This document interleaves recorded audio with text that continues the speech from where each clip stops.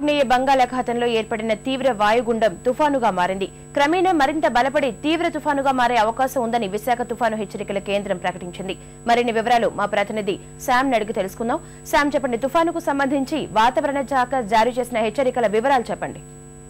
యశోద, ఆగ్నేయ బంగాళాఖాతంలో ఏర్పడిన వాయుగుండం క్రమంగా తీవ్ర వాయుగుండంగా మారింది. ఇది ఈ రాత్రి మరింత బలపడి తుఫానుగా మారిందని విశాఖలోని తుఫాను హెచ్చరికల కేంద్రం తెలిపింది.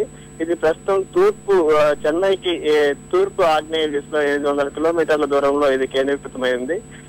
ఇది ఈ నెల 30వ తేదీ ఉదయానికల్లా కడలూరు, నెల్లూరు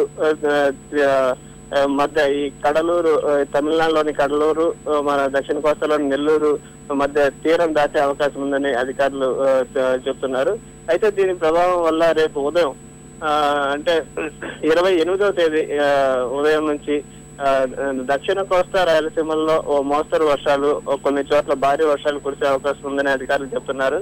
అయితే దీని ప్రభావం తమిళనాడు రాష్ట్రంలో చాలా ఎక్కువగా ఉంటుందని అధికారులు చెప్తున్నారు. అయితే దీని ప్రభావం మనపైన కూడా ఉంటుంది. తమిళనాడుకు ఆనుకుని ఉన్న దక్షిణ కోస్తా రాయలసీమల్లో దీని ప్రభావం బాగా ఉంటుందని అధికారులు అంచనా వేస్తున్నారు.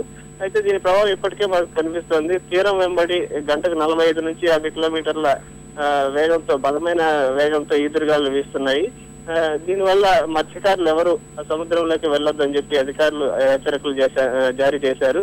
అయితే నిన్నటి వరకు రాష్ట్రంలోని అన్ని పోర్టులు, విశాఖపట్నం, కళింగపట్నం, మచిలీపట్నం తదితర అన్ని పోర్టుల్లోనూ 1వ నంబర్ ప్రమాద హెచ్చరికలు జారీ చేశారు. అయితే రాత్రి తుఫానుగా మారిన నేపథ్యంలో అన్ని ఓడరేవుల్లోనూ 2 ప్రమాద హెచ్చరికలు జారీ చేశారు. అయితే ప్రస్తుతం సముద్రం అల్లకొల్లంగా ఉంటుందని, మత్స్యకారులు ఎవరు వేటకు వెళ్ళొద్దని, ఒకవేళ వెళ్లి ఉన్న మత్స్యకారులు వెంటనే తిరిగి రావాలని అధికారులు చెప్తున్నారు.